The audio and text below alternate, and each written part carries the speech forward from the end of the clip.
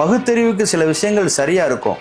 அதே நேரத்தில் பெரியார் வந்து கடைசி காலத்தில் பார்த்தீங்கன்னா அவருடைய மகளா நினைத்த ஒரு மணியம்மையே வந்து அவர் வந்து இது பண்ணிக்கிறார், கல்யாணம் பண்ணிக்கிறார். அதெல்லாம் வந்து நம்மளால வந்து ஏற்றுக்கிட முடியாத விஷயம்.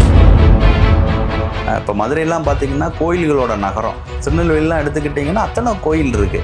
இது வந்து ஆன்மீக பூமி. பசும்பொன் முத்துராமலிங்க தேவருடைய அரசியல் தான் சரி. அவர் ஆன்மீக அரசியலை செய்தவர். ஆன்மீகத்தை கலந்து தான் அரசியலில் செஞ்சார். ஒரு பெரிய சித்தர். அவர் வழியை தான் நாங்கள் ஃபாலோ பண்ணுறோமே தவிர பெரியாருடைய வழியை வந்து நாங்கள் ஃபாலோ பண்ணல. திருநெல்வேலியிலலாம் குறிப்பிட்ட பகுதியில் வந்து ஜாதி பிரச்சனைகள் வருதுன்னு ஒரு இது கொடுக்குறாங்க. ஒரு சர்வே எடுத்து ஒரு அறிக்கை கொடுக்குறாங்க. சிப்காட்டை தொடங்கினா அந்த மக்கள் வேலை கிடச்சிரும், சண்டைக்கு போக மாட்டான், ஜாதி சண்டைக்கு வேலையை பார்க்கவே டைம் சரியாக இருக்குன்னு சொல்லி அறிக்கை கொடுக்குறீங்க. அதை பேஸ் பண்ணி கங்கை கொண்டானில் சிப்காட்டு, நாங்குநேரில் சிப்காட்டு எல்லாம் கொண்டு வந்துடுறாங்க. கொண்டு வந்த பின்னாடி அங்கே என்ன நடக்குது? டோல்கேட்டில் எப்பயுமே ஆம்புலன்ஸ் நிற்கணும், அவனோட ரெக்கவரி வேன் நிற்கணும். நிற்குதா அவங்களுக்கு? அவனுடைய கக்கூஸ்லேருந்து எல்லாமே நல்லா இருக்கணும். அந்த கக்கூஸ்க்குள்ள பாம்புலாம் வந்துட்டு, நாங்குநேரி டோல்கேட்டில் நான் பாம்பு வந்துக்கிட்டு இருக்கு. அப்போ நீங்கள் என்ன மெயின்டைன் பண்ணுறீங்க? என்ன சார் மெயின்டைன் பண்ணுறீங்க? அப்போ எதுக்கு அந்த மெயின்டெனன்ஸ் சார்ஜ் வசூல் பண்ணுறீங்க? மெயின்டெனன்ஸ் நடக்கும்போது அதோட சார்ஜை வந்து குறைச்சி தான் வசூல் பண்ணணுன்றது ஆக்ட்.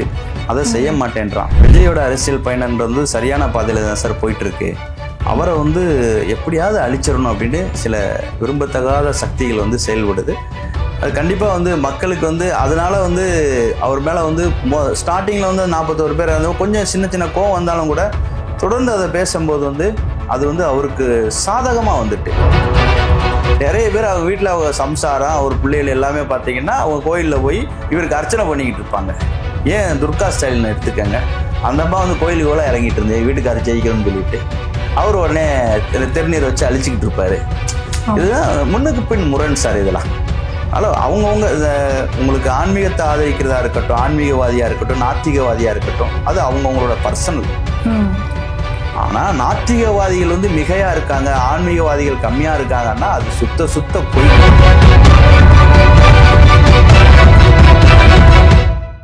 அதிமுகவோட கூட்டணி இருக்கு, திமுக கூட கூட்டணி வைக்காதனால என்ன காரணம் சார்? எங்களுக்கு கொள்கை ரீதியாகவே வந்து திமுக வந்து எங்களுக்கு எப்பயுமே இந்த மாதிரி சொல்றீங்களா சமூக நீதி இதெல்லாம் எங்களால் ஏற்றுக்கிட முடியும். நாங்கள் பிற்படுத்தப்பட்ட மக்களுக்காக நீதி கேட்டு போராடுகிறவர்கள். நீ பட்டியல் சமூகத்துக்கு என்ன கொடுக்குன்னு நினைக்கிறியோ அதையே பிற்படுத்தப்பட்ட மக்களுக்கும் கொடு. உனக்கு வந்து இடஒதுக்கீடு மற்ற பிரச்சனையில் வேணா நீ அது என்ன சிட்டிஸ் இருக்கோ அதை கொடுத்துக்க. ஆனால் சட்டம் எல்லாருக்கும் ஒன்றா தான் இருக்கணும், நீ அதை செய்ய மாட்டேன்ற. நிவாரணம் எல்லாருக்கும் ஒன்றா தான் இருக்கணும், அதை செய்ய மாட்டேன்ற. நீதி எல்லாருக்கும் ஒன்றா தான் இருக்கணும், அதை செய்ய மாட்டேன்ற. அப்போ எங்களுடைய கொள்கைக்கு அது முரணா இருக்கு. திமுகவுடைய கொள்கை எல்லாமே எங்களுக்கு முரணா இருக்கு. திமுக ஆட்சிக்கு வந்தது அப்படின்னு சொன்னா ஒரு சமூக மக்கள் வந்து மற்ற சமூகங்களை வந்து துன்புறுத்துவார்கள். இப்போ சென்னையில் பாருங்க, விசிகாவோட அட்டூழியம் தாங்க முடியல சார். மூர்த்தி அவரு பார்த்தீங்கன்னா அவர் கேஸ்லயே பார்த்துருப்பீங்க, அவன் மூர்த்தியை அடிக்கிறான். அக்ரஸார் யாரு? மூர்த்தி இருந்த இடத்துக்கு தேடி வந்து அவன் அடிக்கிறான். ஆனா மூர்த்தி மேல வழக்கு குண்டாஸ். நியாயமா சார்? இதெல்லாம் நியாயமா? இது தப்பு இல்லையா? இதெல்லாம் தப்பு இல்லையா? அதே போல இப்ப பாருங்க, வேங்க வயல் எடுத்துக்கங்க. எவனோ ஒருத்தன் மலம் கலந்துட்டான் அப்படின்னு சொல்லிட்டு எங்க மேல கூசாம பழிய போட்டு போராட்டம் பண்றாரு. கூசாம பழிய போடுறாங்க, போராட்டம் பண்றாங்க. சிபிசிஐடி போய் விசாரிக்கிறான். கடைசியில போட்டது வந்து அவன் சொந்த சமூகம்னு தெரிய வருது.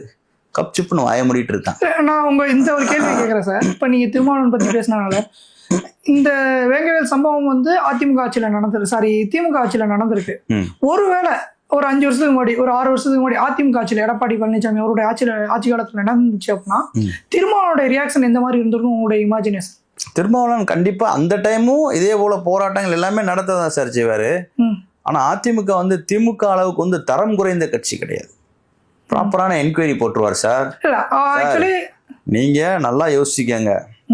நம்ம இது நடந்தது பார்த்தீங்களா நிறைய, அது என்ன அக்கரன்ஸு, அதுக்கு வந்து நம்ம தூத்துக்குடி இன்சிடென்ட் நினைக்கிறேன். சிபிஐக்கு வந்து அவங்க யாருமே கேட்கல, துப்பாக்கி சூடு யாருமே கேட்கல, அவங்களே போட்டுருவாங்க. அதுதான் அதிமுக. அதிமுக வந்து இவருக்கு கோரிக்கை வைக்கணும், அவரு கோரிக்கை வைக்கணும்னு நினைக்க மாட்டாங்க. அது நம்ம கவர்மெண்ட்டுக்கு எகென்ஸ்டா வந்தாலும் பரவாயில்ல, பொதுவான ஒரு அமைப்பு தான் அதை விசாரிக்கணும் அப்படின்றது வந்து அதிமுக ஸ்ட்ராங்கா இருப்பாங்க. திமுக அப்படி இல்லை. சிபிஐ வேணும்னு சொல்லி கோர்ட்டுக்கு போனாலும் நாங்களே விசாரிச்சுக்கிறோம். நீ எதுக்கு? உனக்குன்னே அவசியம், நீ ஏன் விசாரிக்கிற? நீ விசாரிச்சா எப்படி இருக்கும்? நீ வேணாம் அப்படின்னா இல்லை நாங்களே விசாரிக்கிறோம். உன் மேல நம்பிக்கை இல்லைன்னா கோர்ட்டுக்கு போயிருக்காங்க. அப்போ இந்த மாதிரியான நிலை தான் வந்து திமுகவில் நிலவுகிறது. அது வந்து உண்மைத்தன்மை வந்து மூடி மறைக்கக்கூடிய செயல். அதனால தான் அன்னைக்கு உண்மையிலே வேங்கவேலில் ஒரு பிரச்சனை அப்படி ஏற்பட்டிருந்தால் ஒரே நாளில் வந்து இம்மிடியேட்டாக வந்து அவங்க சிபிஐக்கோ சிபிசிஐடிக்கோ மாற்றி உடனே புலன் விசாரணை முடித்து அறிக்கை தாக்கல் பண்ணி, இப்போ தவறான நபர்கள் இருக்காங்க பார்த்தீங்களா, அவனையும் கைது பண்ணியிருப்பாங்க, அவனுக்கு தூண்டுதலாக இருந்தவனையும் கைது பண்ணியிருப்பாங்க. இதில் ஏன் திருமாவளவனை வந்து அதை சேர்க்கலை, கைது பண்ணலை? நிறைய போராட்டம் பண்ணார், மற்ற சமூகங்களுக்கு எகென்ஸ்டாக அதை திருப்பி விட பார்த்தார். பண்ணியிருக்கணும்ல, செய்ய மாட்டாங்க. அதே மாதிரி சார் இப்போ இந்த சமீபத்தில் வந்து அதிகமான ஜாதிய படுகொலை, அதாவது ஆணவ படுகொலைங்கிறது கொஞ்சம் அதிகமாக நடக்கிற மாதிரி தெரியுது. இது குறையணும் அப்படின்னா என்ன சார் பண்ணணும்? இது அதிகமாக நடந்த மாதிரி இல்லை சார், அது குறைய தான் சார் நடக்குது. நீங்கள் எந்த தரவுகளை வச்சு பேசுறீங்கன்னு எனக்கு தெரியல. இப்போ நல்ல எல்லாம் வந்து அரசியல் கட்சிகள் இதை பிரபலப்படுத்துறாங்களா? என்ன பிரச்சனை அப்படின்னா, முன்னாடி வந்து இதை விட நிறைய நடந்தது, அது வெளியே வரல, அதை யாரும் பிரபலப்படுத்தலை. மீடியாக்கள் இந்த அளவுக்கு வந்து எதையுமே அதை கொஸ்டின் பண்ணலை. இன்றைக்கெலாம் ஒரு லாக்அப் டெத் வந்து தான் உடனே 10 நாள் மீடியா அங்கேயே போய் குடியிருந்துடுறாங்க. ஒரு ஜாதிய படுகொலை நடந்தாலும் சரி, ஒரு ஆணவ படுகொலை நடந்தாலும் சரி, உடனே மீடியா அங்கே போய் உட்காந்துடுறாங்க. முன்னாடி இதை விட நிறைய நடந்தும் அதை வந்து வெளியே வரல, ஏன்னா மீடியாக்கள் அதில் கவனம் செலுத்தலை. ஸோ மீடியாக்களுக்கு இன்றைக்கி தீனி வேணும் அப்படின்றதுனால இதை பெருசுப்படுத்திடுறாங்க.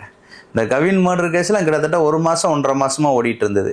அதுக்கப்புறம் அடுத்த பிரச்சனை வர்ற வரைக்கும் அந்த சவுத்திலே இப்போதைக்கு நடந்ததில் அதை ஒன்று தான் ஆணவ கொலைன்றாங்க. ஆனால் நாங்கள் சொல்கிறது வந்து அது ஆணவ கொலை கிடையாது, அது ஒரு கொலை சம்பவம், அது ஒரு காதல் கொலை, அவ்வளோதான். அந்த பையன் வந்து கவின்ற பையன் வந்து அந்த பொண்ணை வந்து கிட்டத்தட்ட ஒரு 10 வருஷமாக லவ் பண்ணுறேன்.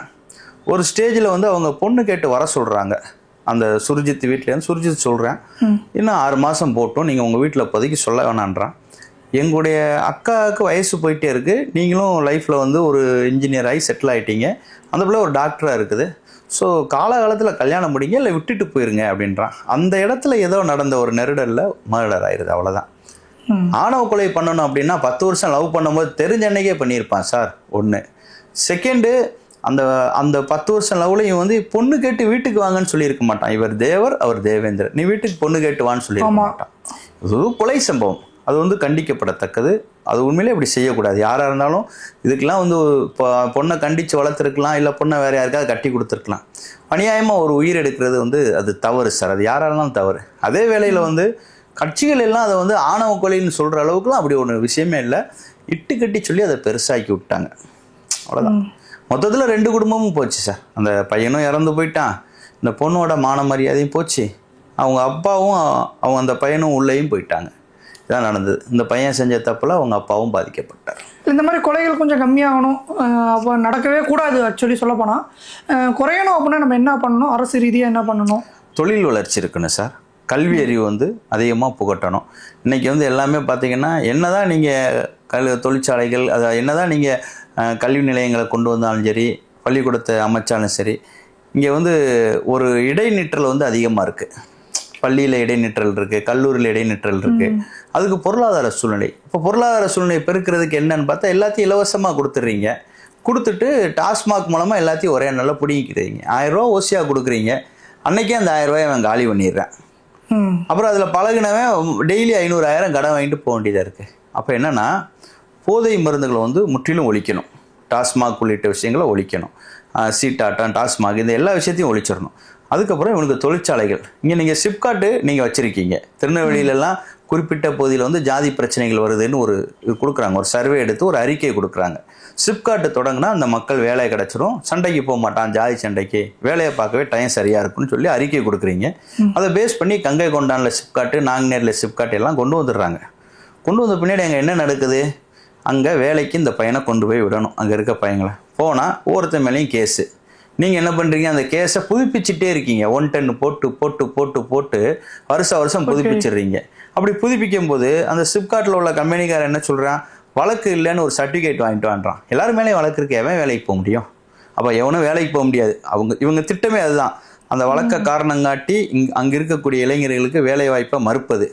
அங்கே கம்பெனிகளை அந்த இளைஞர்கள் அவங்களுடைய நிலங்கள், அந்த வில்லேஜர்ஸோட நிலங்களை வச்சு சிப்காட்டை உருவாக்கிட்டு அந்த சிப்காட்டில் வர தொழில் நிறுவனங்களுக்கு பீகார்லேருந்தும் ஒரிசாலேருந்தும் நார்த் இந்தியன்ஸை கொண்டு வந்து இறக்கி வேலை பார்க்குறது. அங்கே 10,000 பேர் வேலை பார்க்கலாம், 1000 பேர் கூட வந்து நம்ம திருநெல்வேலிக்காரன் தமிழர்கள் கிடையாது, எல்லாமே நார்த் இந்தியன் இருக்கான். நாங்கள் என்ன சொல்கிறோன்னா, வழக்கு இருக்குது இல்லைன்னா பார்க்க வேண்டாம், நீ தானே வழக்கு பொய் வழக்கு போட்டே இருக்கிய ஒருத்தன் மேலே, எல்லாருக்கும் வேலை கொடு. இங்கே இருக்கவங்க வேலை கொடுத்து போக மீதி வேலை இருந்தால் நார்த் இந்தியனுக்கு கொடு. நீ வந்து இங்கே இருக்கவனை வந்து சிம்பிளாக ரிஜெக்ட் பண்ணி விட்டுட்டு 10,000 வேலை வாய்ப்பு நார்த் இந்தியன் கொடுத்தா எதுக்காக சிப்காட்டை இங்கே கொண்டு வந்த? நீ பீகாரில் கொண்டு போய் வச்சுக்க, ஒரிசாவில் கொண்டு போய் வச்சுக்க. ஏன் எங்கள் மக்களோட நிலத்தையும் பிடுங்கிட்ட, அவனுடைய வாழ்வாதாரத்தையும் பிடுங்குற அப்படின்றது எங்களுடைய கேள்வி.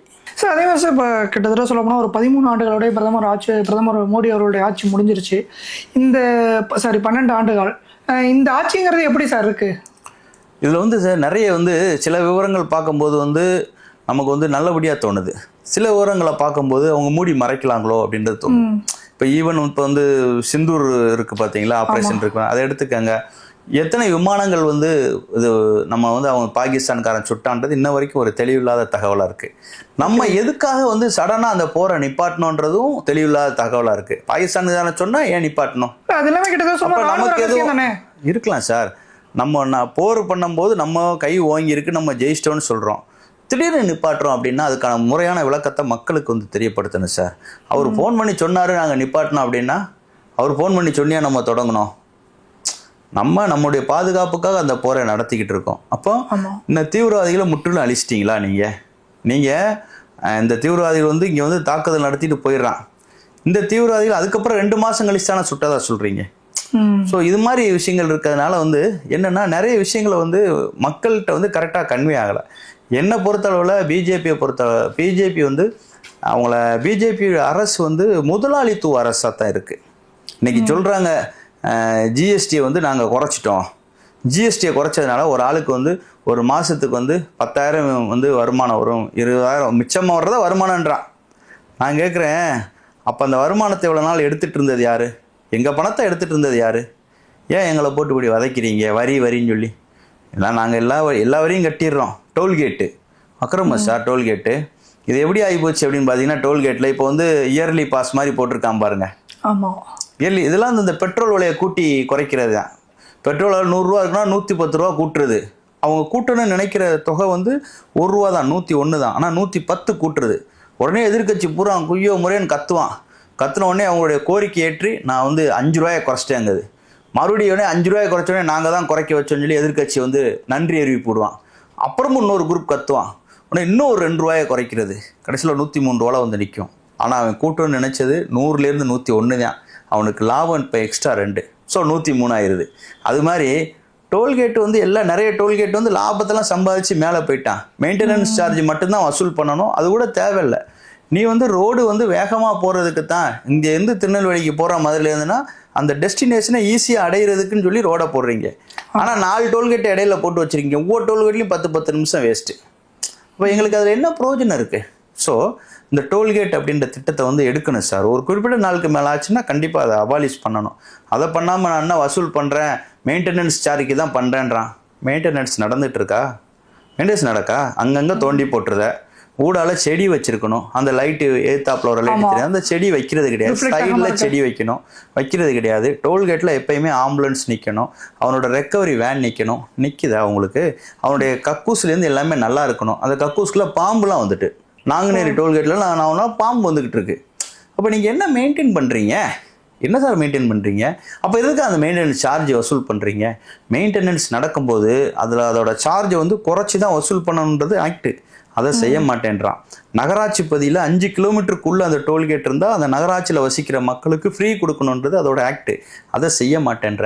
10 செகண்டுக்கு மேலே ஒரு வெஹிக்கிள் நின்றுச்சுன்னா டோல்கேட்டில் அதை வந்து ஃப்ரீயாக அலோவ் பண்ணணும்னு ஆக்டு. அதை நீ பண்ண மாட்டேன்ற.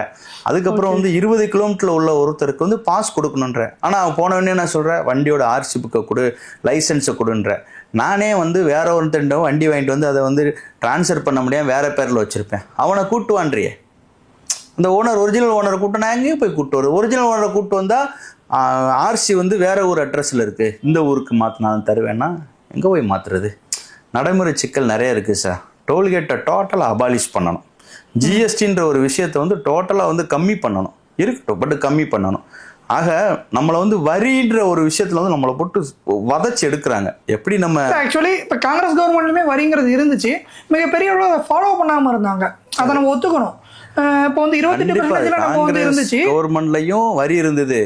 காங்கிரஸ் கவர்மெண்ட் வந்து எப்படின்னு கேட்டீங்கன்னா முழுக்க முழுக்க ஊழல். இவங்க முழுக்க வரி, அவ்வளவுதான். அவங்க வந்து முழுக்க முழுக்க ஊழல் சார். காங்கிரஸ் கவர்மெண்ட் வந்து எப்படின்னு பார்த்தீங்கன்னா நம்மளையும் வந்து வாழ வைப்பான், அவன் பயங்கரமாக வாழ்ந்துருவான், நாட்டை அழிச்சிருவான். இது பிஜேபியை பொறுத்தளவில் எப்படின்னு கேட்டிங்கன்னா நாடு வந்து நல்லா இருக்கிற மாதிரி தெரியும், அங்கே இருக்கக்கூடிய மக்களில் வந்து நடுத்தர மக்களை ஏழை எளிய மக்களும் நசுங்கிடுவான், அவனால் முன்னேறவே முடியாது, முதலாளிகள் ஃபுல்லாக வாழ்ந்துருவான். இன்றைக்கி பார்த்தீங்கன்னா பேங்கில் வந்து 100 கோடிக்கு மேலே கடன் வாங்கிட்டு ஓடுனவன் 100 கோடிக்கு மேலே கடன் வாங்கினவன்லாம் எக்கச்சக்கமாக இருக்கான். ஆனால் ஏழை எளிய மக்களால் ஒரு ஹவுசிங் லோன் கூட வாங்க முடியல. அவன் பூரா ப்ரைவேட் ஃபைனான்ஸ் வச்சுருக்கிறதுல யாருன்னு பார்த்தா பிஜேபியில் உள்ள நிறைய பேர் பின்னாடி இருக்கான் பினாமியா. அந்த தலைவர் இந்த தலைவர் இருக்கான், அவன் தான் ப்ரைவேட் ஃபினான்ஸை வச்சு இந்த குழு லோனு அந்த லோனு இந்த லோனுன்னு கொடுத்துட்ருக்கேன். எல்லாமே ஃபினான்ஷியராக இருக்கேன். இவர் கொஞ்சம் நூதனமாக பண்ணுறாங்க, அவ்வளோதான். அவன் மாட்டிக்கிடுவான், இவன் நூதனமாக பண்ணுறான், அவ்வளோதான். இப்போ புதுசாக அரசியலுக்கு வந்திருக்காரு விஜய் அவர்கள் வந்து அரசியலுக்கு வந்திருக்காரு. இந்த கரூர் சம்பவம்லாம் பார்த்தோம். அதை தாண்டி விஜய் அவர்கள் வந்து அரசியலை ஜெயிப்பான்னு நினைக்கிறீங்களா? அவரோட அரசியல் பயணம்ங்கிறது எப்படி இருக்கும், எப்படி இருக்கு? விஜயோட அரசியல் பயணம்ன்றது வந்து சரியான பாதையில் தான் சார் போயிட்டுருக்கு. அவரை வந்து எப்படியாவது அழிச்சிடணும் அப்படின்னு சில விரும்பத்தகாத சக்திகள் வந்து செயல்படுது. அது கண்டிப்பாக வந்து மக்களுக்கு வந்து அதனால வந்து அவர் மேலே வந்து ஸ்டார்டிங்கில் வந்து 41 பேர் இருந்தோம், கொஞ்சம் சின்ன சின்ன கோவம் வந்தாலும் கூட தொடர்ந்து அதை பேசும்போது வந்து அது வந்து அவருக்கு சாதகமாக வந்துட்டு, அவர் பாவம் அவர் என்ன பண்ணுவார், அவர் மீட்டிங் வந்தார், யாரையும் குழந்தைகளை கூப்பிட்டு வர சொன்னாரா, யாரையும் வந்து கம்பல்சரியாக நீ வந்தாகணும்னு சொன்னாரா அப்படின்லாம் அவங்க பேச ஆரம்பித்து ஒரு ஸ்டேஜில் வந்து விஜய்க்கு அந்த அந்த பிரச்சனை ஆதரவானதாக மாறிட்டு, இப்போ என்னை மாதிரி நடுநிலைமையாளர்கள் என்ன நினைக்கிறோம், ஏன் விஜய்க்கு நம்ம ஓட்டு போடக்கூடாது அப்படின்ற எண்ணத்துக்கு வந்துட்டோம் நிறைய பேர். அதனால் இது வந்து அரசாங்கத்துக்கு வந்து பின்னடைவு. விஜயை வந்து ஒடுக்கணும்னு நினச்சி எடுக்கிற எந்த ஸ்டெப்பும் அவர் மேலே பரிதாபத்தை தான் உருவாக்குமே தவிர அவரோட வளர்ச்சியெல்லாம் தடுக்காது. அவர் கரெக்டான பாதையில் தான் போயிட்டுருக்காரு. என்ன ஒரு புதிய கட்சி இந்த மாதிரி பிரச்சனைகள் வரும்போது அதை ஹேண்டில் பண்ணுறதுக்கு வந்து அதை உணர்ந்து ஹேண்டில் பண்ண கொஞ்சம் டைம் ஆகும். அவர்கிட்ட இருக்கிற எல்லாருமே புதிய ஆளுங்க. இப்போ வேறு வேறு கட்சியில் உள்ள அமைச்சர்கள் எல்லாருமே போய் அங்கே பிரிஞ்சு போய் சேர்ந்துருந்தாங்கன்னு வைங்களேன், அவங்க அதை ஹேண்டில் பண்ணுவாங்க, அழகாக ஹேண்டில் பண்ணுவாங்க. அவரால் பண்ண முடியல. இப்போ எடப்பாடியார் இருக்கார், கிட்டத்தட்ட 234 தொகுதியிலையும் கூட்டம் போட்டார். நெருக்கி விஜய்க்கு இருந்த கூட்டம் மாதிரி அவருக்கு நிறைய கூட்டம் இருக்குது. ஆனாலும் அவர் இதில் ஒரு அசம்பாவிதம் கூட நடக்கலை. ஏன் நடக்கலை அப்படின்னா அவங்களுடைய அனுபவம், கட்டமைப்பு, அவங்களோட கட்டமைப்பு சார். அதிமுகவோட கட்டமைப்புலாம் வந்து இந்தியாவிலே எந்த கட்சிக்கு இருக்காது, அவ்வளோ பெரிய கட்டமைப்பு சார் அதிமுகவில். அதே நேரத்தில் ஒரு சின்ன ஒரு கட்சியாக இருந்தாலும் சரி அவங்களுக்கு மரியாதை குறைவு நடக்கிற மாதிரி அவர் நடந்துக்கிடவே மாட்டார். அவர்லாம் ஆகச்சிறந்த தலைவர் சார், மிகப்பெரிய ஆளாக வருவார். கண்டிப்பாக எனக்கு தெரிஞ்ச அடுத்த சிஎம் எடப்பாடியார் தான் இருப்பார். ஓகே, இப்போ அடுத்த தேர்தல் வருது சார், உங்களுடைய திட்டம் என்ன? நாங்கள் 2015 ரெட்டலை யார்கிட்ட இருக்கோ அங்கேயே ட்ராவல் பண்ணியிருக்கோம். இப்போ எடப்பாடியாரோட ரெட்டலை இருக்கிறது, எடப்பாடியாரோட தான் இருப்போம். எங்களுக்கு உரிய மரியாதை கிடைக்கிறது. அங்கே வந்து அதிமுக கூட்டணியில் உரிய மரியாதை கிடைக்கிறது. எடப்பாடியாருக்கு கிட்டத்தட்ட நான் ஒரு செல்ல பிள்ளை மாதிரி தான். அதனால் தொடர்ந்து எடப்பாடியாரோட தான் நாங்கள் இருப்போம். அவருக்கு சில கோரிக்கைகள் தேவர் சமூகங்கள்னு சொல்கிறாங்க, அந்த இடஒதுக்கீட்டில் வந்து எப்படி பண்ணார் அப்படின்னா சொல்கிறாங்க. இருந்தாலும் அதெல்லாம் பேசி தீர்க்க வேண்டிய விஷயங்கள் தான். ஒரு சின்ன விஷயத்துக்கு வந்து எல்லாமே நம்ம நினைக்கிறதா நடக்குமா அப்படின்னா நடக்காது சார். அப்போ நம்ம அதை யாராவது ஒருத்தர் வந்து பேசி தீர்க்கணும். கண்டிப்பாக வந்து அந்த மாதிரி ஒரு சூழ்நிலை வரும்போது எடப்பாடியோட நாங்கள் பேசுவோம். பேசி எங்கள் சமூக மக்களுக்கு என்னென்ன முறையோ அதை நான் வாங்கி கொடுப்போம். இறுதியான கேள்வியை நான் என்ன கேட்கலான்னு நினைக்கிறேன் சார். இப்போ வந்து தமிழகம் வந்து பொதுவாக வந்து பெரியார் பூமின்னு சொல்லுவாங்க. அதாவது நாத்திகம் வந்து அதிகமாக பேசப்பட்டதே அந்த டைமில், அதாவது கிட்டத்தட்ட சொல்ல போனால் சுதந்திரம் அடைஞ்ச டைமில் நாத்திகம் அதிகமாக பேசினதே தமிழகத்தில் தான். இந்தியா வரலாற்றிலே அதிகமாக பேசினது தமிழகத்தில் தான். இந்த மாதிரி ஒரு இடத்துல இருந்துக்கிட்டு சமூகத்துக்கான ஒரு அமைப்பாக நீங்கள் கட்டமைச்சிட்டு வரீங்களா சார்? இது நீங்கள் சரின்னு நினைக்கிறீங்களா? நீங்கள் அது ஒரு வழக்கு சட்டம் தெரிஞ்ச ஒரு ஆள், நீங்கள் இன்னும் சொல்ல போனால் பெரியார் பூமி அப்படின்னு சொல்கிறது வந்து தவறு சார். ஏன் அப்படின்னா இப்போ மதுரையெல்லாம் பார்த்தீங்கன்னா கோயில்களோட நகரம், திருநெல்வேலிலாம் எடுத்துக்கிட்டிங்கன்னா அத்தனை கோயில் இருக்குது. இது வந்து ஆன்மீக பூமி. பசும்பொன் முத்துராமலிங்க தேவருடைய அரசியல் தான் சரி. அவர் ஆன்மீக அரசியலை செய்தவர், ஆன்மீகத்தை கலந்து தான் அரசியலில் செஞ்சார். ஒரு பெரிய சித்தர். அவர் வழியை தான் நாங்கள் ஃபாலோ பண்ணுறோமே தவிர பெரியாருடைய வழியை வந்து நாங்கள் ஃபாலோ பண்ணல. பகுத்தறிவுக்கு சில விஷயங்கள் சரியாக இருக்கும். அதே நேரத்தில் பெரியார் வந்து கடைசி காலத்தில் பார்த்தீங்கன்னா அவருடைய மகளாக நினைத்த ஒரு மணியம்மையே வந்து அவர் வந்து இது பண்ணிக்கிறார், கல்யாணம் பண்ணிக்கிறார். அதெல்லாம் வந்து நம்மளால் வந்து ஏற்றுக்கிட முடியாத விஷயம். பகுத்தறிவு அப்படின்றது வந்து ஒரு லெவலுக்கு தான் சார் இருக்கணும். அதை தாண்டிய பகுத்தறிவு வந்து தேவையில்லாத ஒரு விஷயம் ஆயிடும். ஆடு மாடு தான் சார் அந்த மாதிரி காரியங்கள் எல்லாம் பண்ணோம். ஆனால் நம்ம அப்படி பண்ண முடியாது. தேவர் வந்து அவங்களுக்கு பெரியாருக்கு வந்து நிறைய விஷயங்கள்ல கரெக்டான ஒரு பதிலடியை கொடுத்துருப்பார். நாங்கள் தேவருடைய சீடர்கள், தேவருடைய கொள்கைப்படி தான் வாழ்ந்துட்டு இருக்கோம். தேவராக யாராலையும் வாழ முடியாது. அவருடைய சுய ஒழுக்கமாக இருக்கட்டும், ஆன்மீகமாக இருக்கட்டும், வீரமாக இருக்கட்டும், பேச்சாற்றலாக இருக்கட்டும், அவருடைய மனித உரிமைக்கு யார் யாரெல்லாம் எதிர்ப்பாக இருந்தானோ அவனை எதிர்க்கிறதா இருக்கட்டும், இது மாதிரிலாம் தேவர் வந்து அதெல்லாம் பெரிய அளவில் வந்து ஒரு ஐகான் சார். அவர் அளவுக்கு நம்ம வாழ முடியாது. அதில் ஒரு சிறு துளி இருந்தால் போதும்னு நினைக்கிறோம். இது பெரியார் மண் அப்படின்னு சொல்கிறது வந்து தவறு சார். தமிழகம் வந்து ஒரு ஆன்மீக பூமி. ஆன்மீக அரசியல் தான் தமிழகத்தில் வந்து எடுக்கும். இப்போ முருகன் மாநாடு போட்டாங்க மதுரையில். ஆமாம், கட்சிகளை தாண்டி எவ்வளோ கூட்டம் வந்தது. ஆமாம், கட்சிகளை தாண்டி கூட்டம் வந்தது சார். ஆனால் பெரியாருக்கு ரிலேட்டடாக நீங்கள் ஒரு மாநாடோ ஏதோ போட்டிங்கன்னா எல்லாரும் போக மாட்டாங்க. அதுக்குன்னு ஒரு குரூப் இருக்கு. அதே இடத்துல தான் அவன் மட்டும்தான் போவான். கம்யூனிஸ்டுகளுமே அதே இடத்துல போவான் சார். சார் கம்யூனிஸ்ட் இடதுசாரி இருக்காங்களா சார்? இடதுசாரியில் ஒரு குரூப் இருக்கான் சார். எல்லாரையும் சொல்ல முடியாது. ஒரு குரூப் இருக்கான். திமுகவில் ஒரு குரூப் இருக்கான், சமூக நீதி பேசக்கூடிய. இவர்கள் எல்லாமே வந்து போவாங்க. ஆனால் அவர் அங்கே போகிற நேரத்தில் அவர் பொண்டாட்டி அவருக்கு அர்ச்சனை பண்ணிக்கிட்டு இருக்குது. இதுதான் நடந்து கொண்டு இருக்குது. அப்போ உன் வீட்டை திருத்து. இப்போ ஆன்மீகம்னு சொல்கிற எல்லார் வீட்லேயும் பார்த்தீங்கன்னா பெரிய லெவலில் வந்து யாரும் வந்து இது கிடையாது, பெரியாரை ஃபாலோ பண்ணுறவங்க கிடையாது. ஆனால் பெரியாரை ஃபாலோ பண்ணுறேன்னு சொல்கிற குரூப்பில் பார்த்தீங்கன்னா நிறைய பேர் அவங்க வீட்டில் அவங்க சம்சாரம், அவர் பிள்ளைகள் எல்லாமே பார்த்தீங்கன்னா அவங்க கோயிலில் போய் இவருக்கு அர்ச்சனை பண்ணிக்கிட்டு இருப்பாங்க. ஏன் துர்கா ஸ்டைலில் எடுத்துக்கங்க. அந்த அம்மா வந்து கோயிலுக்கு போல இறங்கிட்டு இருந்தேன் வீட்டுக்கார ஜெயிக்கணும்னு சொல்லிட்டு அவர் உடனே திருநீரை வச்சு அழிச்சிக்கிட்டு இருப்பாரு. இதுதான் முன்னுக்கு பின் முரண் சார் இதெல்லாம். அதனால் அவங்கவுங்க உங்களுக்கு ஆன்மீகத்தை ஆதரிக்கிறதா இருக்கட்டும், ஆன்மீகவாதியாக இருக்கட்டும், நாத்திகவாதியாக இருக்கட்டும், அது அவங்கவுங்களோட பர்சனல். ஆனால் நாத்திகவாதிகள் வந்து மிகையாக இருக்காங்க, ஆன்மீகவாதிகள் கம்மியாக இருக்காங்கன்னா அது சுத்த பொய். ஆன்மீகவாதிகள் தான் அதிகம். ஆன்மீகம் தான் தமிழக அரசியலில் எடுபடும். ஆன்மீகம் தான் வந்து உங்களுக்கு வந்து உண்மையிலேயும் வந்து ஆகச்சிறந்த ஒரு கொள்கை தமிழகத்திற்கு. நாத்திகம் என்றைக்குமே வந்து இதாக யாருக்காவது கட்டுப்படலாம் சார். நீங்கள் கண்டிப்பாக ஒருத்தர் இருக்காரு, பெரிய ரவுடி, ஊரையே அடிச்சிருவாரு, அவர் கட்டுப்படணும்ல ஒரு ஆளுக்கு. ஒரு போலீஸ்கார் இருக்காரு சார், ஒரு ஐபிஎஸ் ஆஃபீஸர் இருக்காரு, மாவட்டத்துக்கே அவர் தான் கிங்கு சார். கலெக்டர் இருக்காரு, மாவட்டத்துக்கு அவர் சட்டம் போடக்கூடியவர். அவரை கட்டுப்படுத்துறது யாரு? டெய்லி சாமி கும்பிட்டு வருவார் சார் அவர். நாத்திகவாதிகளை விட கடவுளை நம்பி, கடவுள் ஒருத்தன் இருக்கான், மேலே இருக்கவன் பார்த்துக்கிறேன், நம்ம செய்கிற ஒவ்வொரு பாவத்துக்கு தண்டனை கிடைக்கும்னு நினைக்கிறான் பாருங்க, அப்படிப்பட்ட நபர்கள் நிறைய. நான்லாம் அப்படித்தான். ஒரு விஷயம் எடுத்துட்டா, ஒரு தப்பு பண்ணிட்டான்னா கடவுள் நம்ம பார்த்துட்டு இருக்கான், செய்யக்கூடாது, கடவுளுக்கு கட்டுப்பட்டு இருக்கோம். இல்லை கடவுளே இல்லைன்னு நினச்சி நம்ம எதாவது செஞ்சோம்னா நம்ம மிருகம் ஆயிடுவோம் சார், மனிதனே கிடையாது. அதனால தான் நாத்திகவாதிகள் வந்து எதிர்க்கிறோம். நீங்கள் வழக்கறிஞர்னால இந்த ஒரு விஷயத்தை நான் கேட்குறேன் சார். கேளுங்க சார். இந்த பொது சிவில் சட்டங்கிறது இப்போ கொண்டு வரணுங்கிற ஒரு தரப்பு சொல்கிறாங்க, இன்னொரு தரப்பு வந்து பொது சிவில் சட்டம் கூடாதுங்கிறாங்க. உங்களுடைய பார்வையில் பொது சிவில் சட்டங்கிறது எப்படி சார், வரணுமா கூடாதா சார்? அன்னைக்கே வந்து பார்த்தீங்கன்னா கிறிஸ்டியனுக்கு ஒரு லா, இஸ்லாமுக்கு ஒரு லா, காஷ்மீருக்கு ஒரு சட்டம், காஷ்மீர் அல்லாத மாநிலங்களுக்கு ஒரு சட்டம்னு இருக்கு சார், சொத்து எதுவாக இருந்தாலும். ஆனால் பொது சிவில் சட்டம்ன்றது வந்து வரவேற்கத்தக்க ஒரு விஷயம் தான். ஏன்னா அந்த குழப்பங்கள் நீங்கிரும். இப்போ இந்தியாவில் பிறந்த எல்லாத்தையும் இந்தியனாக தான் நம்ம நினைக்கணும். இந்தியாவில் பிறந்தவனை போய்கிட்டு நீ முஸ்லீம், நீ கிறிஸ்துவர், நீ இந்துன்னு நினச்சிக்கிட்டு தனித்தனியாக அவங்களுடைய மதப்படி நம்ம சட்டத்தை வச்சோம்னு வச்சுக்கோங்களேன், அது பெரிய குழப்பங்களை உருவாக்கும். ஒவ்வொருத்தங்களுக்கு இப்போ இவங்களுக்குலாம் முஸ்லீம்களுக்கு எடுத்தால் சரியத் சட்டம் இருக்கும், வக்ஃப் இருக்கும். இவங்களுக்கு வந்து பார்த்தீங்கன்னா கிறிஸ்டியனுக்கு வந்து அது தனியாக ஒரு ஆக்ட் இருக்குது. இப்படி ஒவ்வொருத்தருக்கும் ஒவ்வொரு சட்டம், அவங்களுடைய பாகுப்பிரிவினையாக இருக்கட்டும், ஒவ்வொருத்தருக்கும் வித்தியாசமாக இருக்கும். ஆக இது எல்லாத்தையுமே கலைஞ்சி காமனாக ஆக்ட் இருக்கிறது வந்து ரொம்ப ரொம்ப நல்லது. அதை வந்து வரவேற்கணும். ஆனால் இவங்க கொண்டு வர விடுவாங்களா அப்படின்றது தெரியல.